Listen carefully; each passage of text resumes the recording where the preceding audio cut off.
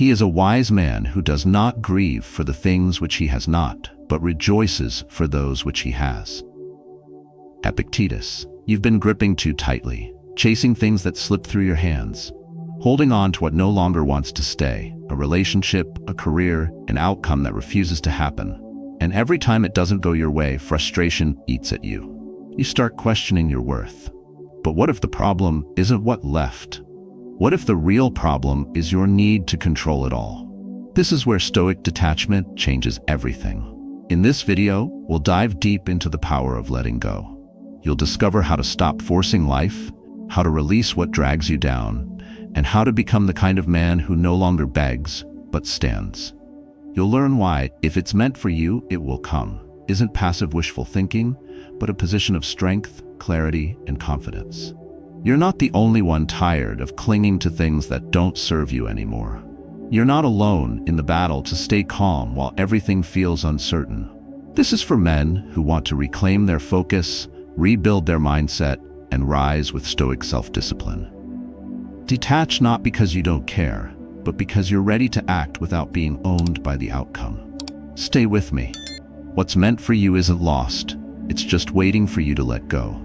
1. Clinging creates suffering. Look back at the moments that broke you, not just bruised, but truly cracked something inside. Chances are, most of that pain didn't come from what happened. It came from your refusal to let go. A relationship is already fading. A dream that no longer fits the man you've become. An image of yourself that needed to be burned, but you kept polishing. We suffer not because life takes things from us, but because we try to grip what is no longer ours. We cling out of fear, not reason. And that fear becomes a prison. You weren't destroyed because something was left. You were destroyed because you couldn't leave it first. It's easy to pretend letting go is weakness, that walking away means quitting. But a man who clings to the wrong thing drains his strength faster than a man who stands alone. Stoicism doesn't tell you to care less. It teaches you to care correctly. To care with awareness, not attachment. To give your best effort without chaining your identity to the result. Epictetus said it simply, we suffer not from the events in our lives, but from our judgment about them. Your grief isn't proof of love. Often it's proof of ego, of obsession with control, of a silent hope that you could twist reality to fit your will. But reality doesn't bend. There was a man I met who held on to a business he built from the ground up. For years, it drained him, emotionally, financially, spiritually. Every sign said it was time to move on. But he couldn't. Not because it was thriving, but because he built it. He clung to the image of himself as someone who never quits. He called it loyalty. But really, it was fear. Fear of starting over, of becoming a beginner again. And so he bled himself dry to protect a version of his identity that had already died. This is the weight men carry in silence, holding on to titles, women, dreams, even pain, because letting go feels like losing control. But here's the truth. If something needs to be held tightly just to stay, it was never yours to begin with. Stoicism draws the line between what you own and what owns you. You may have a career, but if losing it destroys your sense of self, then it owns you. You may have a partner, but if their distance cripples your composure, then your peace was never yours. It was rented through them. A Stoic man doesn't cling. He engages fully but detaches freely. He acts and then releases. He gives and never chains his worth to what returns. Letting go isn't passive, it's not silence. It's an inner posture, grounded, unmoved by gain or loss. And this posture is built. You don't wake up one day detached. You train it. You examine everything you hold on to and ask, does this serve the man I'm becoming, or just the boy I used to be? And if the answer is the latter, you drop it. Without rage, without drama, just discipline. Because every time you refuse to let go, you carry dead weight into the next season of your life. And life won't wait for you to unload it. It will simply move on without you. Just like that woman you kept chasing when her mind was already gone. Just like that job that took everything and gave nothing. Just like that version of yourself that outlived its usefulness years ago. What most men don't realize is this. Detachment doesn't make you cold. It makes you clear. And clarity is what gives birth to power. A man who doesn't cling is a man who sees options. He isn't afraid to lose because he never chains himself to outcomes. And that's why the world moves toward him. That's why what's meant for him finds him. Because he no longer sends the signal of desperation, he sends the signal of readiness. If you want something real to come your way, you have to create space for it. You can't receive anything with fists closed around what's already gone. Detachment isn't stepping back, it's stepping up. It's looking life in the eye and saying, I no longer fear the absence of what was. I trust in the presence of what's right. Clinging creates suffering. And if you're suffering, it may not be because life has taken too much, but because you've refused to release what's no longer meant for you. So start here, one grip at a time. Peel your fingers off whatever owns you and stand still. Stand tall, stand ready, because what's yours can't come while your hands are full of what's not. 2. Accept reality. Regain control. Life is not a blueprint designed to match your expectations. It never was. It bends for no man. The moment you believe the world owes you something, order, fairness, predictability, you begin to suffer. Not because life betrays you, but because you resist its nature. The breakup you didn't see coming, the job you gave everything to but still lost, the plan that made perfect sense until it collapsed in your hands. These aren't failures of the universe. They're reminders that you're not in control of the script, but you are in control of how you show up when the script changes. You wake up, ready to conquer the day, but within hours, everything shifts. A call you didn't expect, a conversation that ruins your focus, a bill, a betrayal, a door slammed shut. Most men lose their edge not because of what happened, but because they wanted reality to be something it never promised. They fight what is, and they lose, every time. Stoicism doesn't ask you to like every outcome, it demands that you accept it. Marcus Aurelius said, "You have power over your mind, not outside events. Realize this, and you will find strength." Acceptance isn't soft. It's not passive. It's the stance of a man who refuses to be thrown off course by a storm he can't control. He sees the terrain exactly as it is, and then he decides, how do I move forward from here? Think about the last time something blindsided you. You tried to fix it. You reacted. Maybe you got angry. Maybe you spiraled. But did any of it change the facts? No, all it did was steal your time, your focus, your composure. A Stoic doesn't do that.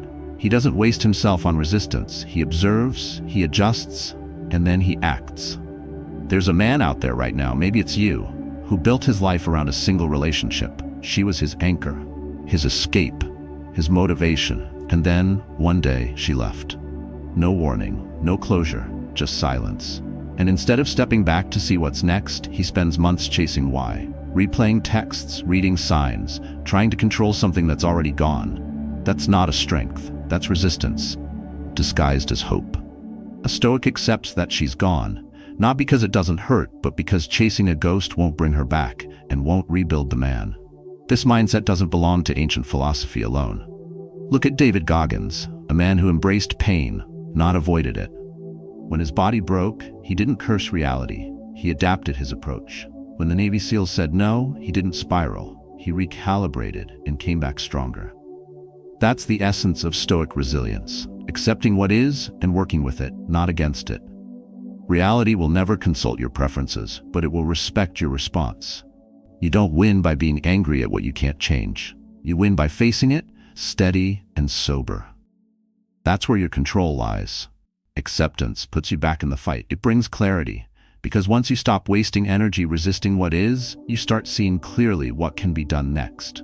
And that shift, from resistance to readiness, that's the beginning of real power. Every man has a moment when life doesn't go his way. Some collapse, some complain, but a rare few, adjust their posture and move anyway. You want to be that man. The one who doesn't demand that the world be easy, but who meets it on its terms and still refuses to be broken. You do that by training your mind not to crave control, but to master response. By reminding yourself, I don't control what happens. I control what I do next.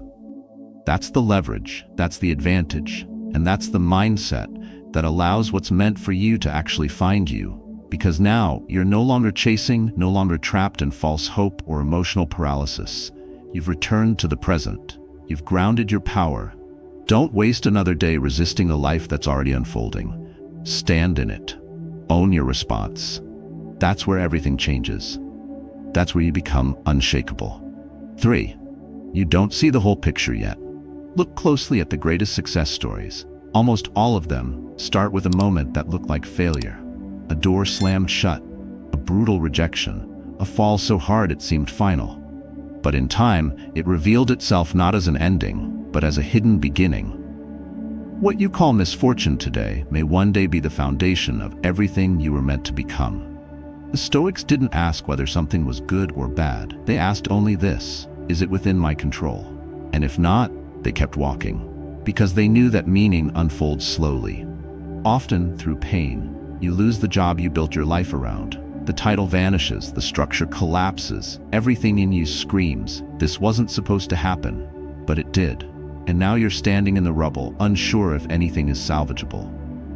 That's where most men quit, but not the Stoic. He doesn't beg the universe for mercy. He narrows his focus, breathes, and asks one thing: what can I still control? A man who was laid off after 15 years in one industry once told me his greatest regret wasn't losing his job. It was the 5 months he spent trying to make sense of it. 5 months wasted in bitterness and questions that had no answer. When he finally let go of the need to understand, he saw an opening. Something unrelated, a skill he never valued, became the seed of a new direction. Today, he runs a business he didn't even know he had in him. But it took the loss to unlock it. We forget that life sees further than we do. What feels like chaos may be precision in disguise. Marcus Aurelius wrote, "The impediment to action advances action. What stands in the way becomes the way." The obstacle isn't blocking your path, it is the path. That truth is violent at first, but if you sit with it long enough, it becomes liberating. Imagine this: a farmer wakes up to find his only horse has run away. The village says, "What terrible luck." The next day, the horse returns and brings 3 wild horses with it. The village cheers. What great luck! While taming one of the horses, the farmer's son breaks his leg. Again, what misfortune! Soon after, soldiers came to draft all the able-bodied young men. His son, with the broken leg, stays. The villagers are silent. But the farmer, the entire time, says only, "Who knows if it's good or bad?" That's what the Stoic man understands. You don't label the moment. You outlive it. You watch it evolve. You give life room to reveal its logic. That kind of patience is power. It doesn't mean you sit still. It means you don't attach final meaning to what isn't final. J.K. Rowling was turned down by multiple publishers, rejected, disregarded, living off welfare. She said later, "Rock bottom became the solid foundation on which I rebuilt my life." She didn't force an outcome. She wrote anyway. She moved anyway. And when the time was right, the world caught up. That's not luck. That's detachment from needing instant results. Detachment, in the Stoic sense, isn't apathy. It's alignment with the truth. You only control your actions, not the timeline, not the outcomes, not how people respond. You may plant the seed today, but the fruit comes when it's ready, not when you demand it. So don't rush to judge this moment. Don't declare defeat because something was left or broke or failed. Ask instead, what could this be preparing me for? Ask with strength, not desperation. Ask not to make the pain prettier, but to make your mind stronger. The more you release your need to define the moment, the more you leave space for meaning to arrive. Every setback contains information. If you're willing to stand still long enough, without forcing resolution, you begin to see. Patterns emerge. Strength is built. A deeper version of yourself is formed. One who doesn't fear loss because he's seen what loss can create. What feels like loss today may be life setting you up for the thing you wouldn't have been ready for otherwise. Trust the process, not blindly, but bravely. Trust it by doing what's in front of you with full presence, full clarity, and zero expectation. You don't see the full picture yet. You're not supposed to. Your job is not to decode the future. Your job is to act, to detach, and to hold the line, even when the meaning isn't visible. Especially then, because that's where true power grows, in silence, in the unknown, in your refusal to quit while the story is still being written. 4. Stop forcing. Start trusting. You can't force a flower to bloom before its season. You water it, you give it light, and then you wait. Because nature doesn't answer to your urgency. It follows its own rhythm. Life works the same way. The more you push, the more resistance you create. The more you demand results on your timeline, the further you drift from the outcome. And yet most men don't understand this. They confuse pressure with progress. But real growth, the kind that lasts, doesn't respond to force. It responds to patience, alignment, and discipline. There's a point in every man's journey where he wants something so badly, he starts to press. He tries to speed up the process. He reaches out too often. He doubles down when silence would serve him better. Whether it's a career move, a relationship, a financial leap, he feels it slipping. And instead of stepping back, he grips tighter. And that grip is what strangles the very thing he's chasing. He thinks he's losing momentum. In reality, he's losing clarity. He's no longer moving with intent. He's reacting from fear. A man once told me he had applied to 50 different companies in 2 weeks after getting laid off. Not out of clarity, but panic. Every rejection felt like personal failure. He kept tweaking his resume, rewriting his story, selling a version of himself he didn't even believe in. When he finally stopped, not out of surrender but exhaustion, he got a call. A position he hadn't forced, one that matched his actual path. He didn't chase it. He became the man who could receive it. That's the difference. The Stoics never preached passivity, but they warned against impatience. Epictetus said, "Don't seek for everything to happen as you wish it would, but rather wish that everything happens as it actually does. Then your life will flow well." This is detachment in motion. You act, you give your best, and then you release the outcome. You don't sit and beg life to unfold faster. You keep moving, with calm, with presence, and with trust. Tiger Woods, at the peak of his game, once went into a multi-year slump. Most men in his position would have tried to reinvent everything. Change coaches, change identity. But he didn't force a comeback. He focused on quiet, focused training. He refined what mattered. He stayed present. And when the time was right, the victories returned. Not because he pushed harder, but because he aligned better. That's Stoic patience. That's what it looks like when you stop reacting and start trusting. You're not here to bend time. You're here to match its pace. You don't control when the season turns, but you control what kind of man you become while you wait.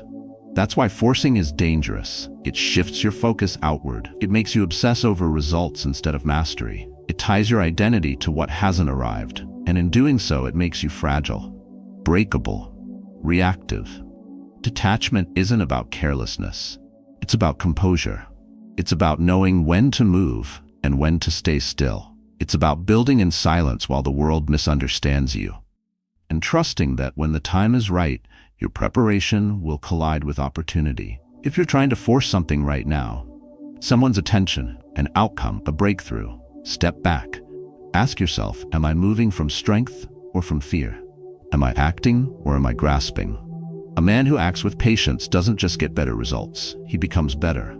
Because the discipline required to wait without anxiety builds a stronger mind, a steadier hand, a sharper presence. There is a rhythm to life. You are not here to control it. You are here to move in harmony with it, precise, intentional, and unbothered by delay. This is where real men rise, not in speed, but in stillness. Not in noise, but in restraint. Let go of the need to force. Trust the process. You are not falling behind.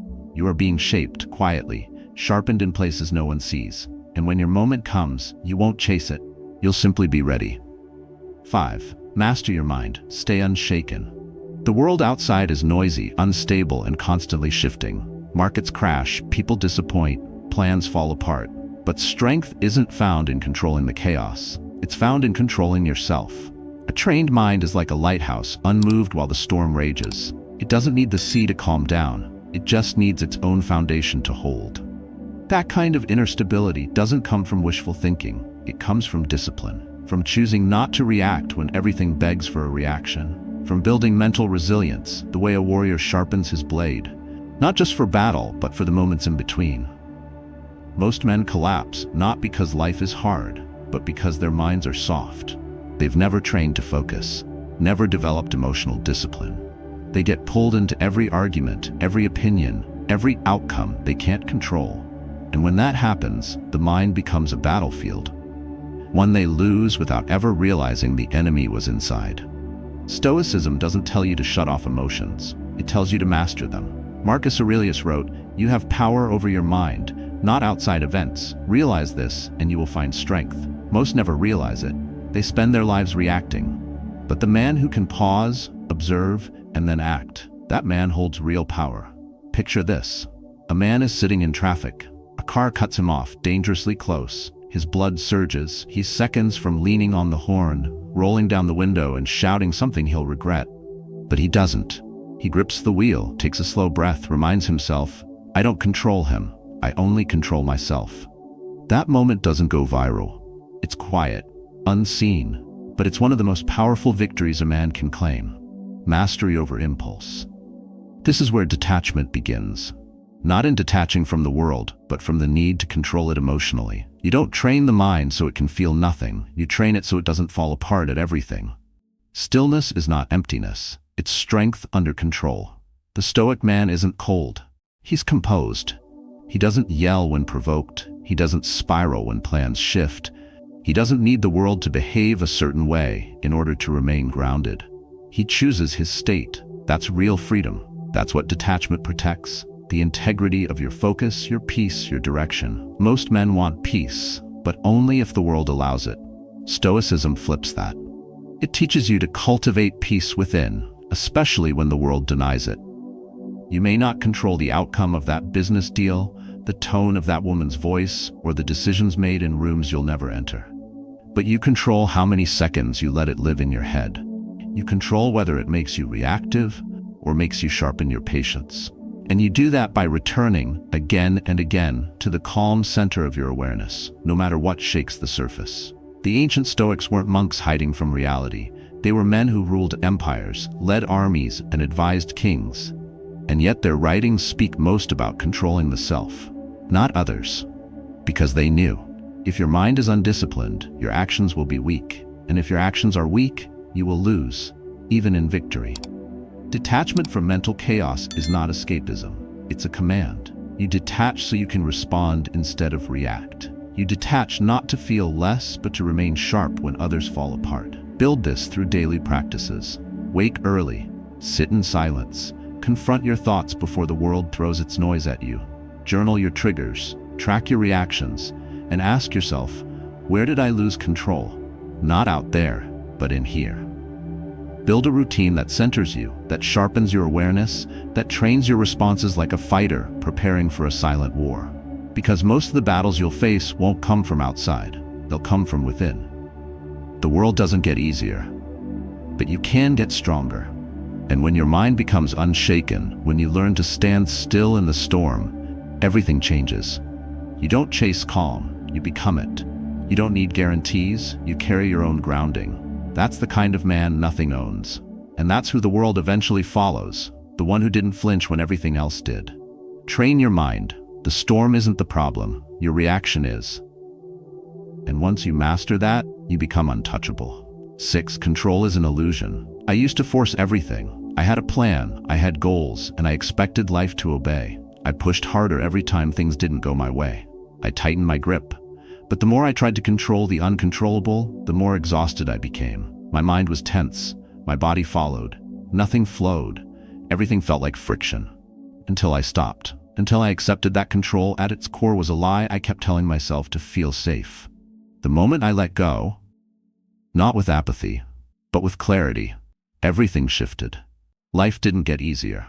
I just stopped swimming upstream. There's a point every man reaches where he has to ask, is this effort strength or is it desperation?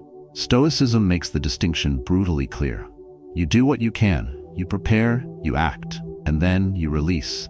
You don't beg the wind to blow in your favor. You adjust your sail and stay sharp. Epictetus said it like a blade to the throat. Some things are up to us, and some things are not. When you forget that, you suffer. When you remember it, you gain leverage. Picture this. You're waiting to hear back from an opportunity you think will change your life. You check your inbox every hour. You can't focus on anything else. You replay every word of your pitch, your interview, and your message. You imagine worst-case scenarios. You script imaginary responses. You spiral. Days pass. The silence feels unbearable. You feel powerless. Not because they haven't replied, but because you've anchored your peace to something you don't control. That's not ambition. That's dependency.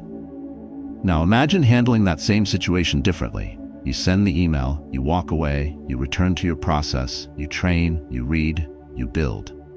And if the reply comes, good. If it doesn't, you're still whole. That's Stoic detachment. It doesn't mean you don't care. It means you care correctly. You give effort, not identity.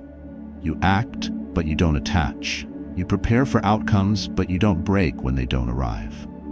Control is a seductive illusion. It gives men the feeling of certainty, but what it actually does is weaken them. Because when the illusion breaks, and it always does, the man who depended on it shatters with it. A Stoic doesn't depend on outcomes, he depends on his principles. That's why he can walk through fire and not burn. Because he wasn't trying to control the flame, he was controlling his steps. Think of a river. It doesn't fight the rocks in its path. It moves around them, adjusts, flows, and in doing so, it wears down mountains. That's the kind of power most men miss, the kind that bends without breaking, the kind that doesn't need force to make progress, the kind that survives because it doesn't resist the inevitable. Detachment isn't about stepping back from life. It's about stepping back from the fantasy that you're in charge of it all. The man who understands this doesn't panic when things fall apart. He adapts. He lets go of what he can't hold and focuses on what he still commands: his thoughts, his responses, his direction. That's not passivity. That's control over the only thing that ever mattered. Some of the most painful moments in your life came not from what happened, but from your refusal to accept it. You thought the relationship would last forever. It didn't. You thought the plan would work. It collapsed. But the pain deepened because you clung to control, long after control was gone. What if instead you let it flow? What if you chose to respond with precision instead of panic? That shift doesn't just change how you feel, it changes how you live. So stop measuring your power by how much you can force. Start measuring it by how well you can move without forcing anything. A man who flows with life doesn't drift. He doesn't surrender to chaos. He reads the terrain and adjusts his pace. He drops expectations like dead weight and carries only what strengthens him: awareness, focus, presence. That's the Stoic way. Not loud, not flashy, just unstoppable. Control is an illusion, but clarity is real. And when you drop the first, you gain the second. Flow like the river, adapt or suffer. Those are your only two options. One keeps you stuck, the other keeps you moving. Choose wisely. 7. Forgive yourself, then move forward. If a close friend made a mistake, you'd probably find the words to forgive him. You'd understand, put things in perspective, and help him move on. But when it's you who failed, the rules change. You replay it, you punish yourself, you call it accountability. But it's not. It's self-inflicted damage disguised as strength, and it does nothing but slow you down. What most men don't see is this: being harsh on yourself doesn't build discipline, it builds hesitation, regret, paralysis. The man who never forgives himself stays stuck, not because he can't move, but because he won't let himself. Stoicism isn't about suppressing guilt. It's about confronting it cleanly, then using it. Marcus Aurelius wrote, "When you arise in the morning, think of what a precious privilege it is to be alive, to breathe, to think, to enjoy, to love." You can't fully live if you're chained to who you were. A Stoic man looks at the past with clarity. If he failed, he learns. If he hurt someone, he owns it. But then he moves. He does not waste his strength trying to rewrite what's already written. You wake up still thinking about what happened months ago. That one decision, that careless word, that deal you fumbled. You say you've moved on, but your mind hasn't. It circles back, keeps whispering what you should have done. And that voice grows louder the more you listen. It drains your focus, weakens your posture, and blurs your direction. But here's the thing. That mistake has already cost you once. Don't let it keep costing you every single day after. There's a man sitting in silence after ruining something he once cared about. Maybe it was a relationship, maybe it was a business. He acted out of impulse, fear, or ego. And now he thinks the path forward is penance, years of self-judgment, isolation, and emotional withdrawal. But that's not redemption, that's stagnation. True accountability looks different. It's not loud, it's not dramatic, it's steady. It's when you say, "I did that, I accept it, and now I'm responsible for what happens next." Self-compassion is not letting yourself off the hook. It's sharpening your edge so you don't repeat the same mistake again. It's the difference between bleeding endlessly and stitching the wound. A man who learns to forgive himself becomes more dangerous, not softer, Because he's no longer afraid of falling, he knows how to rise, faster, wiser, cleaner. Detachment applies here too. You are not your past. You're not even your worst moment. But if you keep attaching your identity to that moment, you won't become anything else. You'll live on repeat. And life doesn't wait for men stuck in guilt. It flows past them. The Stoic recognizes the pattern. He cuts it at the root. No indulgence in shame, no spiraling into blame, just observation, correction, and forward motion. Think of a man standing by the river. He drops a stone into the current, watches the ripples, but he doesn't dive to chase the stone. He lets it go. The current will carry it away as long as he doesn't cling. That's how you handle the past. Let it drift. Watch it teach. But don't follow it. You have ground to cover. And your time isn't infinite. Self-compassion also means boundaries, even with yourself. You don't let your worst thoughts speak unchecked. You don't allow old voices to take command. When they rise, you counter them with truth. I'm not that version anymore. I'm no longer that man. I'm moving forward now. And you back it up with action, quiet consistency, daily steps, and clear decisions. No one else will forgive you the way you need. Not fully, not deeply. That work is yours. And when you do it right, you don't need approval. You don't wait for someone to say you've done enough. You become enough through how you live now. That's the power of Stoic detachment. Not just from people or outcomes, but from the self you've already outgrown. You want to move forward? Start here. Release yourself from the chains you forged. Pick up what's still in your hands and walk. Because every day you waste in guilt is a day you could have used to rebuild. And every step you take in clarity silences the noise of the past. You can't rewrite what happened, but you can outlive it. And that begins the moment you choose to forgive. Not for weakness, but for freedom. 8. Progress isn't linear. The path of growth is never a straight line.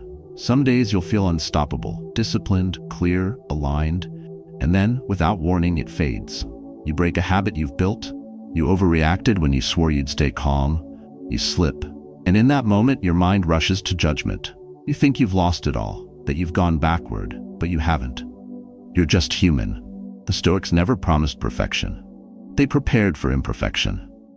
What defines you is not the fall, but the posture you take when you rise. You've probably had a moment like this. You've been consistent for weeks. You've said no to distractions. You've trained your mind. You've focused. But then something cracks. You miss your routine, you spiral into old habits, you lose control. And what hurts most isn't what happened, it's the voice in your head whispering, "See, you're not who you thought you were." That voice is a liar. Progress doesn't die in a single failure. It only dies when you believe that failure is who you are. Marcus Aurelius wrote, "Don't waste the rest of your life worrying at others unless it affects the common good. It will keep you from doing anything useful." That includes worrying about your past self, worrying about slipping, worrying about how you looked when you fell. It's noise. And a Stoic man doesn't feed noise. He strips it away. He looks at what happened. He names it for what it was. Then he asks the only question that matters. What do I do now? There's a man out there who's rebuilding after relapse. He was doing well, physically, mentally, emotionally, but something knocked him off track. Maybe it was burnout. Maybe it was grief. Maybe just a string of bad days stacked too close. And now he's sitting in guilt, watching the calendar, counting how long it's been since he was on. But that thinking keeps him down. He doesn't need a clean streak to be worthy of forward motion. He just needs a clean decision. I get back up now. Progress is messy. The Stoics never chased perfection. They chased improvement. Slow, relentless, quiet. You don't grow by rising once and staying flawless. You grow by rising every time you fall, with sharper awareness, stronger discipline, cleaner intent. Detachment isn't just about letting go of what you can't control. It's also about letting go of your obsession with smooth progress. You are not here to look perfect. You are here to get better, no matter how many steps it takes. The mind tricks you into thinking a setback means you failed. But a Stoic sees it differently. A setback is information. If you lost control, what triggered it? If you broke a routine, what distracted you? If you fell into doubt, what voice did you believe? That's how you sharpen. Not by mourning the fall, but by understanding the terrain that caused it. Detachment from your emotions doesn't mean you don't feel them. It means you don't obey them. And guilt, regret, shame, those are emotions that deserve no leadership over your life. Progress isn't measured by how long you go without failing. It's measured by how quickly you recover when you do. Every time you return to clarity, to structure, to stillness, you're reinforcing the man you're becoming. It's not about starting over. It's about starting from here, from this exact spot, with no theatrics, no apologies, just calm recalibration. Detach from the image of perfection. It's slowing you down. Stop waiting for flawless days. Stop needing streaks to feel valid. Just show up. Whether it's day 1 or day 100, show up like a man who knows what he's building won't be built in a straight line. And remind yourself, nothing worth having grows without resistance, including you. There will be more setbacks, more falls. That's not a threat, it's a guarantee. But when they come, you'll know what to do. You won't panic. You won't collapse. You'll take a breath, gather your stillness, and take the next step. Not for show, not for ego, but because you've trained for this. You've built discipline not just to succeed, but to recover. That's what makes you resilient. That's what makes you different. And that's why, even when the road breaks under your feet, you'll keep walking. Not because it's easy, but because it's yours. In a world that constantly pulls you toward noise, chaos, and the illusion of control, the power of detachment stands as a quiet form of strength. You've seen now that clinging leads to suffering, that resistance burns your energy, and that real control lies in how you respond, not in what you can manipulate. You've learned that progress isn't linear, and your worth isn't measured by flawless days, but by your willingness to rise again, sharper and more grounded than before. Detachment is not about caring less. It's about caring without being consumed. It's trusting that what's meant for you will come, not by force, but by presence. You don't need to chase outcomes. You need to prepare yourself, mentally, emotionally, and spiritually, to receive what belongs to you when the timing aligns. That's the Stoic way: disciplined action, radical acceptance, and complete responsibility for your own mind. So begin with small steps. Train your attention. Let go of things beyond your control. Set your standards high, but hold them lightly. Watch your mind as you would an undisciplined horse, not with anger, but with firm awareness. This isn't about being perfect. It's about becoming precise, present, and untouchable where it matters most, within. And as you walk this path, remember, you're not alone. Every man wrestling with expectations, struggling with control, or searching for peace, he's walking beside you. If this message spoke to something in you, share your experience below. What are you learning to let go of? What's starting to shift inside you? Your story may help another man take his first step toward clarity, toward detachment, and toward true inner freedom. Your work begins now, not tomorrow, not when life gets easier, but here, in this moment of understanding,